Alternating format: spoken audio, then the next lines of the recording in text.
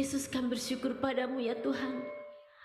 Kalau pada hari ini Engkau masih memberikan kami nafas Tuhan, untuk boleh kami datang kepadamu, untuk boleh kami memuji menyembah Engkau ya Tuhan, dan kami boleh mendengarkan firman-Mu Tuhan. Itu suatu anugerah bagi kami Tuhan, hingga kami boleh berada di tempat ini. Tuhan, kami semua dikuduskan dan sucikan kami yang hadir di tempat ini. Urapi setiap kami, biar kami boleh mendengar firman-Mu dengan baik ya Tuhan, dan boleh kami menjadi pelaku firman-Mu ya Tuhan. Urapi hamba-Mu yang tidak ada apa-apanya ini Tuhan, untuk menyampaikan kebenaran firman-Mu ya Tuhan, biar semua kami akan menjadi pelaku firman-Mu Tuhan. Bapa, kami percaya Engkau hadir di tengah-tengah kami, dan Engkau memenuhi hadirat-Mu di tempat ini, kuasa Roh Kudus sendiri. Terima kasih Bapa, terima kasih Allah Roh Kudus. Kami sungguh mengucap syukur untuk hari ini, dan kami sambut berkat-Mu hanya di dalam firman Yesus Kristus. Haleluya, kita yang akan diberkati firman Tuhan, mari berkata amin. Silakan duduk Bapak Ibu Saudara yang terkasih dalam Tuhan Yesus Kristus. Shalom. Ketemu lagi ya dengan saya, Ibu Ati ya. Kapan lagi ya ketemu sama Ibu Ati? Tapi ini hari ini. Yuk, hari ini tentunya bulan November, udah tanggal 26. 1 bulan 4 hari lagi kita akan melewati tahun 2023. Tahun 2024 sudah di depan mata. Apa yang sudah kita perbuat selama tahun 2023? Adakah saudara, Bapak, Ibu semuanya sudah benar-benar melakukan firman Tuhan? Apakah masih kurang? Kita nggak pernah bilang cukup, oh sudah selesai. Kalau kita melakukan firman Tuhan, melayani firman sudah selesai, artinya kita sudah tidak tinggal di sini lagi, ya. Tapi saya mau menyampaikan isi hati Tuhan, bagaimana panggilan Allah. Panggilan Allah kepada kita semua, dan bagaimana kita merespon panggilan Allah itu. Nah, hari ini saya mau berbicara mengenai panggilan Allah, mengenai bagaimana Rasul Paulus itu berbicara dengan Timotius. Kita mau buka ayatnya di 2 Timotius 4 ayat 1.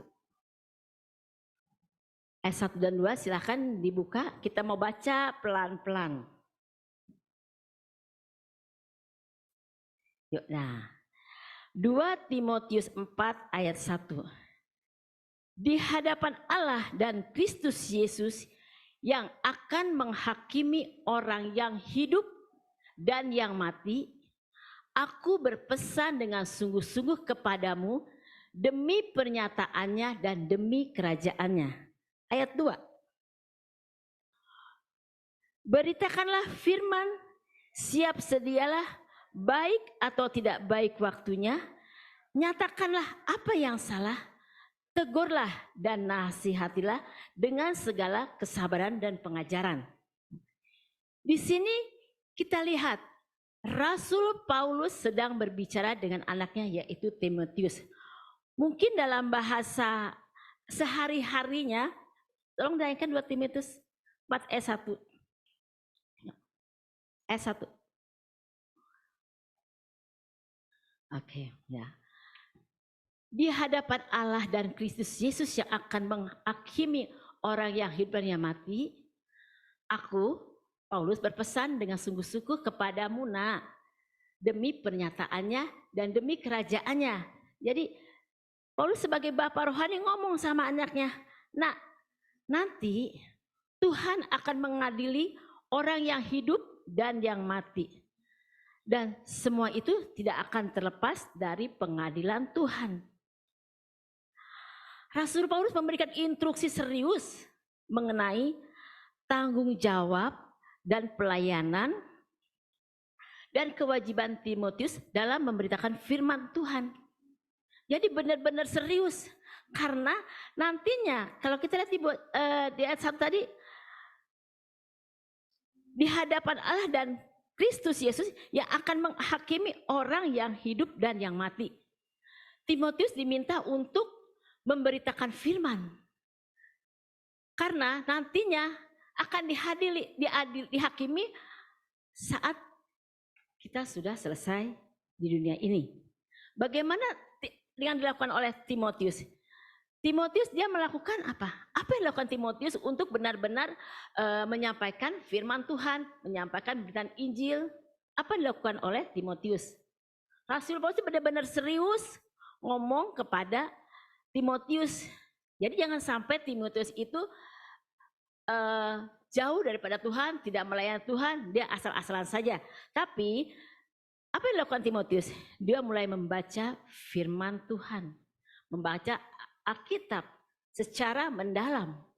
Nah, Bapak Ibu yang terkasih dalam Tuhan Yesus Kristus, setiap kita yang sudah melayani Tuhan bisa membaca firman Tuhan setiap hari. Baca firman Tuhan hanya tidak dibaca cukup begini saja. Tapi bagaimana dengan Timotius? Timotius ini orang yang sudah mengenal firman Tuhan dan sering membaca firman Tuhan. Karena dia serius, benar-benar dia membaca firman Tuhan secara mendalam. Bukan kita saja, tapi para pendeta hamba-hamba Tuhan pun bagaimana mereka untuk menyampaikan firman Tuhan, memberitakan Injil firman Tuhan, tidak hanya stop sampai di situ saja. Cukup minum, tapi masih aja lapar dan haus akan Tuhan. Apa yang mereka hamba-hamba Tuhan sampaikan di mimbar, dimanapun hamba-hamba Tuhan melayani, tentunya mereka akan mencari, menggali ilmu, menggali lagi apa yang didapatnya, menggali firman Tuhan yang di Alkitab, terus-terusan, sehingga ada berita baru, ada hikmat pewahyuan yang baru yang disampaikan. Begitupun dengan Timotius, dia nggak mau hanya cukup saja sampai di sini. Saya hanya menjadi sebagai gembala kul aja cukup di sini. Tapi enggak di situ aja. Bisa melangkah lagi sebagai gembala kul mungkin sekarang ini. Nanti juga bisa menjadi hamba Tuhan, menjadi bisa pembicara di tempat ini. Dimanapun memberitakan Injil. Berdalam. Jangan hanya puas dengan membaca firman Tuhan atau sampai di sini saja. Tapi berdalam. Baca mungkin dari buku-buku, boleh nonton di YouTube ya. Setiap hamba-hamba Tuhan itu kalau kita baca mungkin ya, lihat di buku firman Tuhan, oh ini menambah ilmu saya nih, oh saya memberitakan firman ini. Enggak mungkin kita hanya, oh ini aja udah, hanya sebatas ukuran pikiran kita saja. Enggak bisa.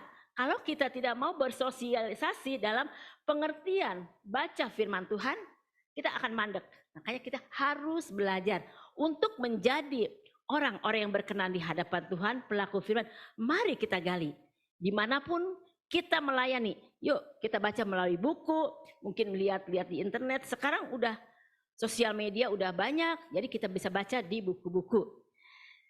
Dan setelah itu juga dia berdoa meminta pimpinan Roh Kudus. Kita semua udah pasti bisa berdoa. Semua bisa berdoa ya. Bukan hanya berdoa makan saja, tapi berdoa dimanapun kita diminta untuk berdoa. Yuk bangkitkan.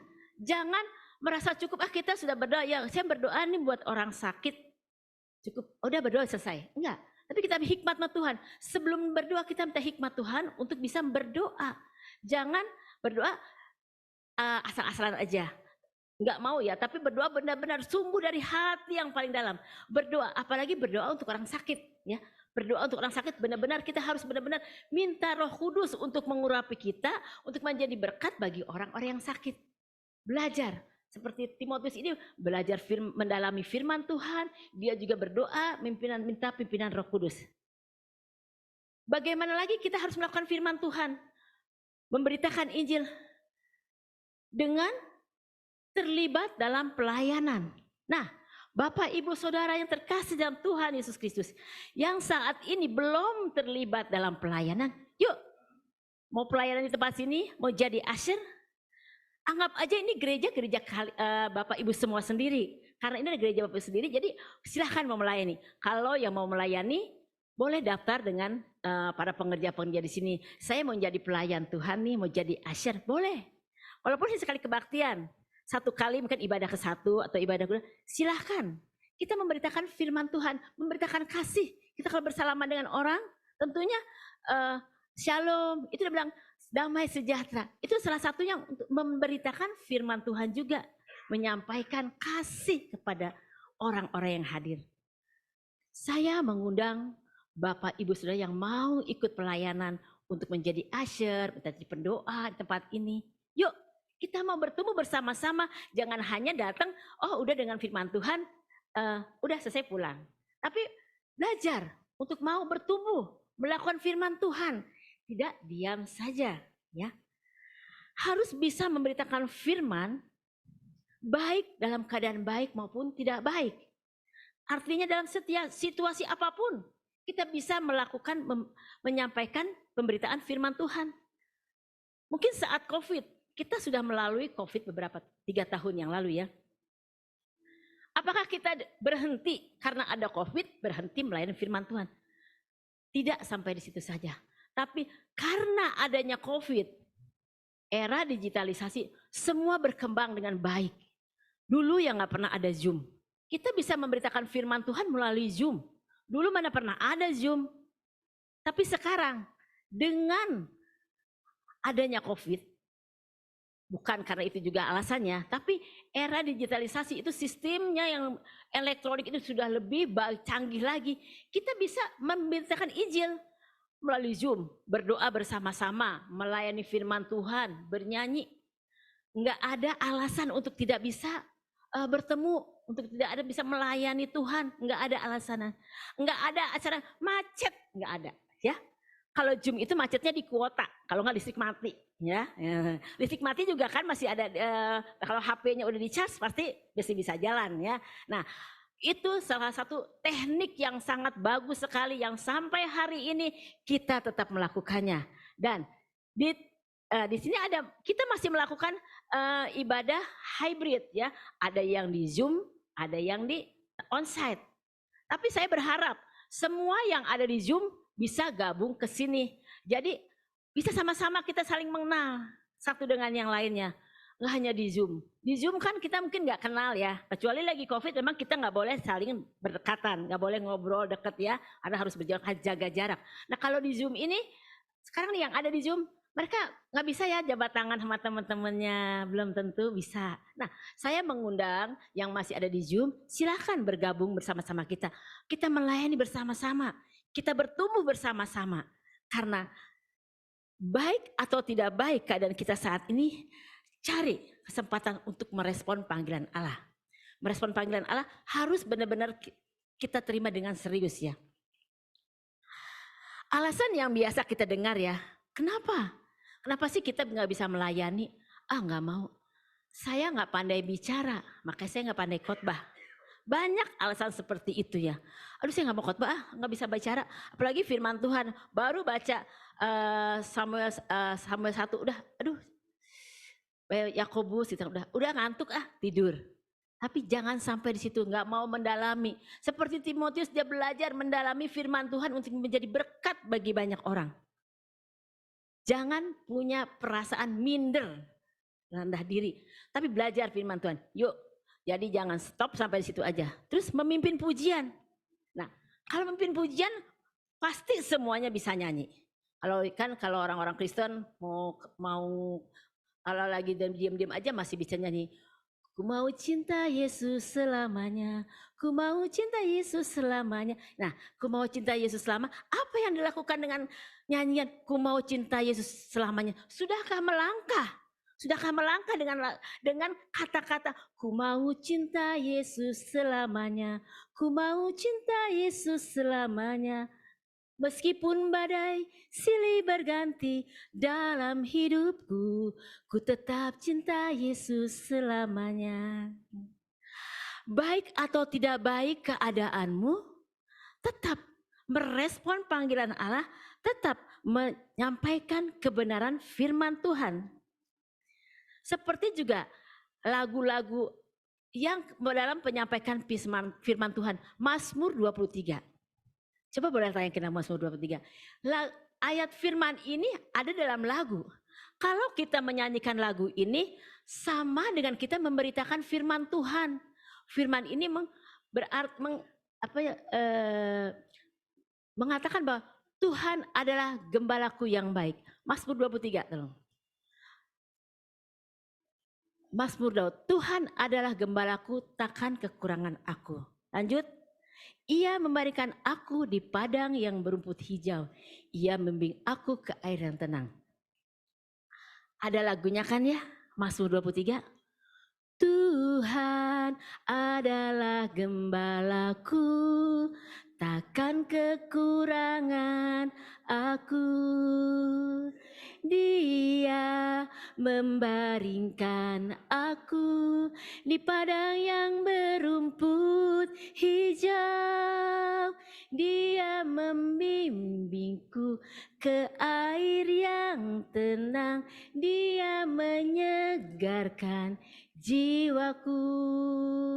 Dia menuntunku yang benar oleh karena namanya. Sekalipun aku berjalan dalam lembah kekelaman. Nah, ini Mazmur 23. Saat kita menyanyi lagu ini, itu kita sedang menyampaikan firman Tuhan, sedang berkata-kata firman Tuhan. Ayat ini menggambarkan hubungan intim seseorang dengan Tuhan. Bagaimana Tuhan memimpin, bagaimana Tuhan menuntun ke jalan yang benar. Ya, firman Tuhan itu bisa diperkatakan melalui lagu. Jadi waktu baca firman Tuhan mungkin nggak bisa konsen atau apa, yuk belajar firman Tuhan sambil bernyanyi. Boleh, mungkin Bapak Ibu semua ini ada lagu, ada liriknya enak nih, dibikin kata-katanya sendiri, dibikin nadanya sendiri. Itu luar biasa. Soalnya dan itu membangun iman Bapak Ibu semua untuk menyampaikan firman Tuhan. Ya, oke. Kita belajar dari metode Nuh. Dalam melayani firman Tuhan, dia banyak ngomong tentang Tuhan. Nuh itu banyak mempraktekkan mengenai firman Tuhan. Kenapa sih Tuhan pilih Nuh untuk mempraktekkan firman Tuhan? Kenapa bukan yang lain-lain saja? Karena saat itu dunia sudah rusak. Orang-orang sudah rusak, enggak dengar firman Tuhan lagi, enggak ada namanya kasih, orang saling bunuh, pokoknya udah bobrok saat itu. Tuhan berbicara kepada Nuh dan keluarganya. Nuh, kamu bikin bahtera. Bikin bahtera. Apa yang dilakukan Nuh? Nuh apa bilang? Enggak mau Tuhan, orang-orang udah enggak peduli sama saya lagi. Tapi Nuh bilang apa? Siap Tuhan. Nuh itu orang yang saleh dan taat. Dia orang yang benar di hadapan Tuhan. Nuh taat kepada Tuhan. Dia lakukan apa yang diperintahkan Tuhan. Dia membuat bahtera. Besoknya Nuh mulai mengerjakan bahtera itu. Mulai menyiapkan papan, menyiapkan segala-galanya untuk membuat bahtera. Dalam membuat bahtera itu sama dengan melakukan firman Tuhan. Jadi melakukan firman dengan cara dia nggak ngomong apa-apa, tapi dia lakukan firman Tuhan dengan membuat bahtera. Membuat bahtera dia mulai ketuk sini, ketuk dan dia mulai bangkit. Ya biarin orang lain mau ngomong apa, Nuh tetap bekerja membuat bahtera. Berapa lama Nuh membuat bahtera itu? Berapa lama? Sebentar, setahun, 2 tahun? Yuk kita lihat di Kejadian 5 ayat 32. Kejadian 5 ayat 32. Ya. Setelah Nuh berumur 500 tahun, ia memperanakan Sem, Ham dan Yafet. Saat Tuhan memberikan perintah kepada Nuh, saat itu Nuh punya anak 3 orang laki-laki, namanya Sam, Ham dan Yafet. Umur Nuh berapa? 500 tahun. Kita lihat Kejadian 7 ayat 6. Kejadian 7 ayat 6. Nuh berumur 600 tahun ketika air bah datang meliputi bumi. Berapa tahun selisihnya? 100 tahun. Sebentar apa lama? 100 tahun kita di bumi udah dari bayi sampai kakek-kakek kali ya. Bayi udah kayak gimana? Sekarang ada nggak orang umur 100 tahun? Bahkan 70, 80, 90 tahun udah nggak ada. Tapi ini Nuh berumur 600 tahun ketika air bah itu datang. Berarti 100 tahun dia ngerjainnya ya, dia memberitakan firman Tuhan dengan membuat bahtera itu 100 tahun. Nuh bikin bahteranya di mana sih? Di bukit, bukannya di laut. Makanya dalam 100 tahun ini, dalam 100 tahun masa Nuh membuat bahtera dan sampai air bah itu datang, 100 tahun. 100 tahun malah enak-enak apa enggak? 100 itu banyak cobaannya Nuh. Keluarganya dihina, Nuhnya sendiri diolok-olok. Nuh, kamu gila ya? Ngapain kamu bikin bahtera di atas bukit? Ngapain bikin bahtera di atas bukit? Kalau masalah ada air, ya mau bikin bahtera ya di pinggir laut. Jadi gampang didorongnya, ditariknya itu bahtera. Bahtera itu gede banget. Dan lu juga gak mungkin bisa ngedorong sendiri. 100 tahun ya Bapak Ibu Saudara. 100 tahun bukan waktu yang sebentar. Lama sekali. Kalau mungkin ada orang bisa bikin perahu 2 tahun, mungkin perahunya masih bisa didorong rame-rame, apalagi sekarang udah canggih ya, bisa ada roda seperti itu. 100 tahun dulu gak ada apa-apa, di bukit lagi bikinnya. Bahkan keluarga Nuh diolok-olok oleh orang-orang di sekitarnya. Proses, Nuh mengalami proses, keluarganya mengalami proses. Netizen bilang, lebih galak netizen ya, lebih pinter bilang nih, Nuh orang gila, ngapain bikin bahtera seperti itu. Tapi orang yang ngerti sebenarnya dia pasti, kenapa nih? Ada gangguan sedikit ya. Dari pagi memang ada gangguan listriknya, mohon dimaklumin. Mengalami proses. Nuh itu mengalami proses dari umur 500 sampai 600, 100 tahun itu mengalami proses. Bukan hal yang enak. Jadi keadaan baik atau tidak baik. Nah itu keadaan tidak baik ya, tidak baik, diproses, dikata-katain sama orang, dianggap orang gila. Netizen itu lebih jago daripada Nuh ya. Pasti kan kalian juga dengar nih, kalau misalkan ada pemain bola, harusnya lagi nonton bola nih, nonton bola. Mungkin kan lagi lagi marak-maraknya bola, cuman saya nggak ngikutin aja, cuman tahu oh nih hari ini bola ini deh, nggak tahu deh. Nih netizen penonton lebih hebat daripada pemain. Wah itu yang kiri dong, kiri kejar, aduh cepet. Ya gimana sih, bukan di sana sih, lu bego sih, begini kata-katanya udah kata-katanya yang waduh macam-macam deh. Netizen lebih hebat, penonton lebih hebat. Nuh pun begitu, proses dia dikata-katain, orang proses. Bagaimana dengan kita? Apakah kita tahan? Apakah kita kita langsung udah berhenti aja deh, udah ngapain orang-orang udah katain, sampai mungkin anaknya bilang begini, "Pak, ngapain sih? Orang-orang udah bilang kita orang gila, udah diam aja Pak." Tapi Nuh tetap mengerjakan pekerjaan itu. Tetap mengerjakan, membuat bahtera. Yaitu memberitakan firman Tuhan. Jadi baik atau tidak baik menyampaikan firman Tuhan itu harus tetap ada. Nuh orang yang benar dan melakukan firman Tuhan, taat mengerjakannya. Akhirnya bahtera selesai dalam 100 tahun. Kejadian 7 ayat 7. Setelah bahtera itu jadi, Kejadian 7 ayat 7. Masuklah Nuh ke dalam bahtera itu bersama dengan anak-anaknya dan istrinya dan istri anak-anaknya. Karena air bah itu. Berapa orang yang masuk ke dalam bahtera itu? Berapa orang? Berapa? 8 ya. Nuh dengan istrinya. Anak Nuh kan 3 laki-laki dan istri-istrinya.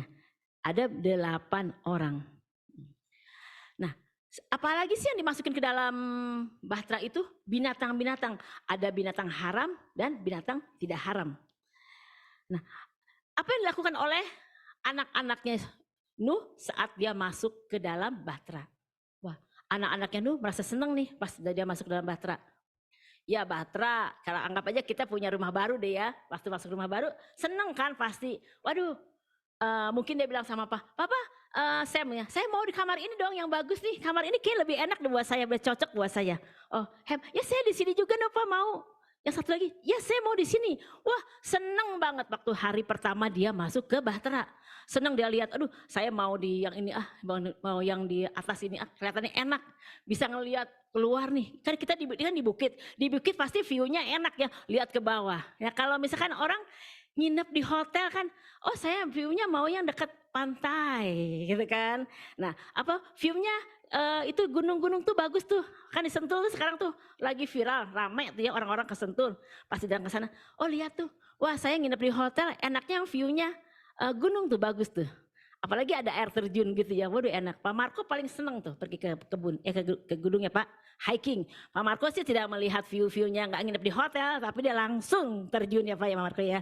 Nah anak-anak Nuh tuh rebutan deh, bukan rebutan deh, seneng dan bangga banget bisa tinggal di Bahtera yang baru. Padahal di atas, ngapain dia di situ ya? Hari pertama dia seneng, hari kedua dia bingung. Ngapain ya di sini? Ngomong sama saudaranya, kita ngapain di sini? Ngapain di sini? Nah, dia diam. Dia nggak bisa ngomong sama orang lain, cuma ngomongnya sama saudara-saudara sendiri, sama Ham dan Yafet. Mau ngomong sama tetangganya nggak bisa, karena tetangganya nggak bisa ngomong. Kalau tetangganya bisa ngomong, jawabannya apa? Mbe ya. Jawabannya mungkin begitu burung. Gitu burung-burung ya, bunyi burung, bunyi apa? Nggak bisa diajakin ngomong.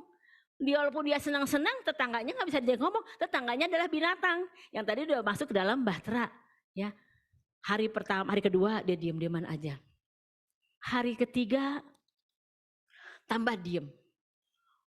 Hari keempat, mau keluar aja pulang, mau keluar aja dari Bahtera ini. Hari keempat dia pengen keluar. Nyaris keluar dia, hampir keluar. Karena dia nggak ngeliat apa-apa, langit masih cerah, nggak terjadi apa-apa. Tapi Nuh orang yang taat dan saleh, dia tetap sabar, dia tetap diam, dia ingin melihat apa yang Tuhan akan berikan saat itu. Nah, sampai hari ke-6 mereka diam-diaman semuanya. Udah kesel kali ya, pasti kesel. Kalian nih kalau nginep di hotel, bawa anak-anak deh, kayak cucu saya juga. Bosen di sini ngapain kita keluar aja keluar, ngapain? Karena hujan, karena nggak, apalagi hujan, nggak bisa kemana-mana, nginep di luar. Kita lagi wisata, nginep di luar. Kalau bawa anak-anak kecil, kan anak-anak senengnya main. Kita mau acara keluarga, nggak mau. Ini anak-anak nggak bisa keluar, kita nggak bisa keluar juga karena hujan. Nah begitupun dengan anak-anaknya Nuh, bete gitu ya, mau keluar nggak bisa, mau apa, nggak bisa. Akhirnya mereka diam-diaman. Kita baca di Kejadian 7 ayat 10. Kejadian 7 ayat 10. Setelah 7 hari datanglah air bah meliputi bumi. Mulai itu hari ke-7 datang air, hujan turun. Dan air bah naik.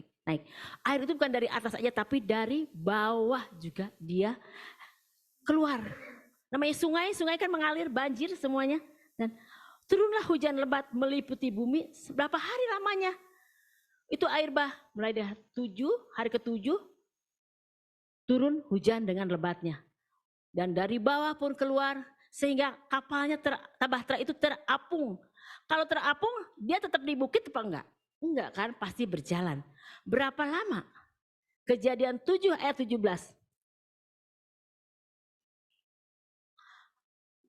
40 hari lamanya air bah itu meliputi bumi.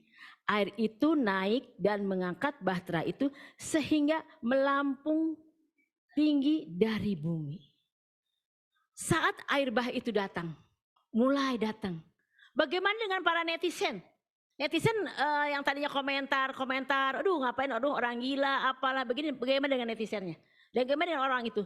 Dia bilang, Nuh buka pintu, tolong buka pintu. Apakah Nuh bisa buka? Kalau buka pintu, airnya pasti masuk dan air masuk ke dalam Bahtera dan Bahtera itu akan tenggelam. Orang-orang udah tidak terlambat mereka menyadari apa yang saat itu terjadi. Mereka baru ngeh. Iya, Nuh itu orang yang taat dan benar dan saleh. Tuhan memberikan perintah kepadanya untuk membuat Bahtera. Tapi kenapa katanya kita semua ini nggak ngerti ya? Malah kita mengolok-olok Nuh. membilang Nuh orang gila lah, orang itu nggak bener lah. Hah, mana ada bikin bahtera di atas bukit? Mana ada? Mereka mengolok-ngolok. Akhirnya apa yang terjadi? Saat bahtera itu datang, semua yang di dalam bahtera selamat, yang di luar hanyut, habis semuanya sama sekali. Baik binatang-binatang maupun orang-orang yang tadi itu ngolok-ngolok Nuh, ya. Bapak Ibu Saudara terkasih dalam Tuhan Yesus Kristus, kita mau mempraktikkan firman Tuhan. Jangan batasi kuasa Tuhan. Baik atau tidak baik waktunya, sampaikan firman Tuhan. Saatnya nanti, ketika buku kehidupan dibuka, kau ada di depan pengadilan tahta Tuhan itu dan masuk dalam perjamuan anak domba. Saya berharap Bapak Ibu ketika mendengar firman ini, bagaimana dengan cerita Nuh, kalau Tuhan perintahkan kita untuk datang kepada Tuhan, untuk melayani Tuhan, jangan batasi, jangan stop, jangan diem, tapi lakukan, melangkah. Kalau kita melangkah, kita akan diam, ketinggalan. Pada saat Tuhan Yesus datang, kita keangkat nggak? Nggak, melangkah, melayani Tuhan dimanapun Bapak Ibu berada. Walau mau mimpin pujian, mau nyanyi, walaupun suaranya fals, nggak usah dipusingin, nggak usah pusing. Tuhan juga nggak tahu tuh, nggak bilang tuh, kamu suaranya fals, kamu nggak boleh nyembah Tuhan gitu ya. Fals jangan deh, udah deh jangan nyanyi deh, nggak enak deh, nggak bisa deh, kamu nggak bisa melayani Tuhan. Enggak, Bapak Ibu Saudara sekalian. Nah, saya pun beberapa hari ini nih, 2 minggu yang lalu suara saya serak, nggak bisa ngomong, malah nggak bisa ngomong sama sekali. Tapi saya minum obat segala macam ya, akhirnya hari ini saya bisa berbicara juga di depan Bapak Ibu semua. Nyanyi ya, menyanyi. Waktu saat kita mendoakan orang sakit, datang kepada orang sakit, kita bernyanyi. Nyanyi gak apa-apa, fales. Tapi Tuhan hadir loh. Kita menyampaikan firman Tuhan dengan berdoa, menyampaikan mujizat, bernubuat. Orang itu akan sembuh. Walaupun suara fales. Misalkan suara fales, misalkan nyanyi lagu dia jama dengan fales, tapi bagi Tuhan gak ada tuh istilah fales, gak ada. Tuhan semua baik. Kamu sudah melakukan firman-Ku, kamu sudah menyatakan bernubuat, membuat orang itu sembuh. Nah, kalau misalkan yang didoakan itu, walaupun dia suaranya fales, waktu dia doain sambil nyanyi, apalagi sambil dia tuh dengan hati yang penuh gitu, dengan penuh yang benar-benar sungguh-sungguh berdoa. Hadirat Tuhan hadir dan dia sambil menangis karena sungguh-sungguh walaupun suaranya fals, Tuhan curahkan mujizat, curah kuasanya melalui mujizatnya dan orang itu disembuhkan. Enggak ada yang mustahil Bapak Ibu Saudara. Makanya hari ini kalau Bapak Ibu Saudara mau melangkah melayani, yuk sama-sama memberitakan firman Tuhan. Jangan sepotong-sepotong, jangan batasi kuasa Tuhan, tapi benar-benar melangkah. Ya, kalau di sini kita ada berdoa, ada acara doa keliling. Yuk mau berdoa bersama-sama. Kita mau melangkah. Kita juga rindu kan negeri ini dipulihkan. Kita juga rindu teman-teman kita, saudara-saudara kita boleh dipulihkan, diberkati. Kita bersama-sama doa di sini juga mendoakan semua jemaat, semua hamba-hamba Tuhan, pemerintah, siapapun yang kita bawa dalam doa-doa ini berkenan di hadapan Tuhan. Jangan sia-siakan waktu saat-saat ini. Karena tadi saya sudah bilang, baik atau tidak baik waktunya, beritakan firman Tuhan. Seperti yang sudah dilakukan oleh Nuh dalam prakteknya, yaitu membuat bahtera selama 100 tahun. Bukan hal yang sebentar, 100 tahun itu hal yang lama. Ya, Bapak Ibu Saudara. Nah, hari ini saya mengundang Bapak Ibu Saudara nih untuk berdoa. Kalau Bapak Ibu digerakkan hatinya, saya mau jadi pelaku firman, saya memberitakan firman, angkat tangan, berdoa sendiri. Baik, saya tidak minta untuk berdiri, tapi Bapak Ibu silakan duduk saja. Kita main, Iwan, musik. Kita mau bernyanyi bersama, kita mau memuji Tuhan. Kita mau bersama-sama meninggikan nama Tuhan. Biar Tuhan yang menjamah kita semua, hati kita terbuka sama Tuhan. Kita mau melayani Tuhan dengan baik. Kalau Bapak Ibu digerakkan hatinya untuk boleh mau melayani Tuhan, silakan daftar, silakan temui. Di sini ada Gembala Kul Bapak Riki. Di sini ada pelayan jemaat Bapak Marco. Mungkin dengan Bapak Marco mau ngelayanin orang, menjenguk orang sakit, silakan hubungi Bapak Marco. Ada juga Pak Jimmy. Pak Jimmy adalah tim ketua doa di tempat kita. Oh, saya mau terbeban untuk menjadi pendoa. Datang temui Pak Jimmy. Pak Jimmy, saya mau terbeban untuk melayani doa. Temui, di sini ada elders, ada Pak Hendra. Di sini ada, saya mau memperkenalkan elders ini adalah Pak Denny sebagai wakil gembala, Pak Tony, Pak Marco, Pak Jimmy, dan Ibu Meli sebagai bendahara. Ada Pak Hendra juga. Pak Hendra ini yang mengurusi maintenance tempat ini. Nah, Bapak Ibu Saudara, kita bisa menikmati ruangan ini dengan baik. Lampu bisa nyala. Pak Hendra itu yang salah satunya yang bisa ketak-ketik dia, yang ngerti soal listrik. Coba kalau nggak ada Pak Hendra ngerti soal listrik, AC, kita kepanasan di tempat ini kan. Tapi ada orang-orang yang bisa membantu di tempat ini. Bapak Ibu Saudara, jangan batasi kuasa Tuhan. Hari ini kalau saudara digerakkan hatinya untuk mau melayani Tuhan, angkat tangan saudara. Minta kepada Tuhan untuk mengurapi saudara, untuk menjadi berkat, untuk melayani Tuhan. Haleluya. Bapak Ibu Saudara silahkan duduk aja di tempat dan angkat tangan, kita mau berdoa.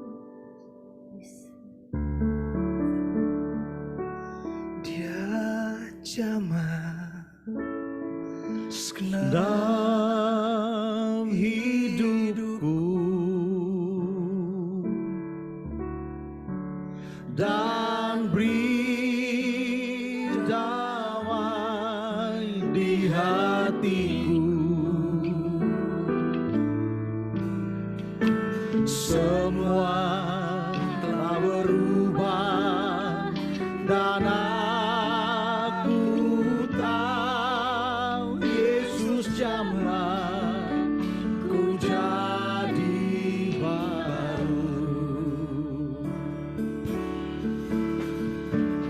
zaman sedap hidupku dan beri damai di hati. Semua telah berubah dan aku tahu Yesus jamah ku jadi baru. Ya jamah segenap hidupku dan beri damai di hatiku. Semua telah berubah dan aku tahu Yesus jamah ku jadi baru. Dia jamah segenap hidupku dan beri damai di hatiku. Semua telah berubah dan aku tahu Yesus jamah ku jadi baru. Sekali lagi katakan dia jamah dalam Dia jamah dalam hidupku Kau yang jamah anak-anak. dan beri damai Engkau di sediakan mereka hatiku. menjadi alat untuk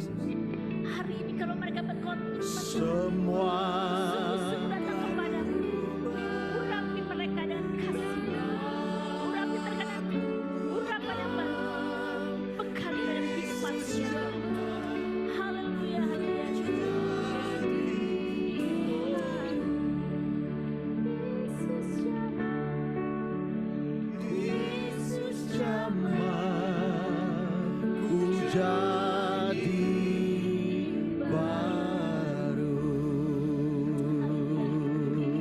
Haleluya, haleluya. Bapak, terima kasih ya Bapak. Kami percaya hari ini ada Tuhan, hamba-hambamu ya Tuhan, mempunyai komitmen untuk boleh melayani Engkau dengan lebih lagi ya Tuhan.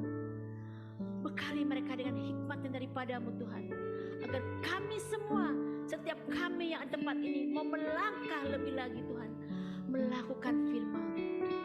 Baik atau tidak baik keadaan kami tetap setia kepadamu. Haleluya, haleluya. Terima kasih Bapa. Haleluya. Terima kasih Tuhan. Kalau sebentar kami akan masuk dalam perjamuan kudus, kiranya Kau pimpin hamba-Mu yang akan memimpin perjamuan kudus ini. Haleluya. Silakan Pak.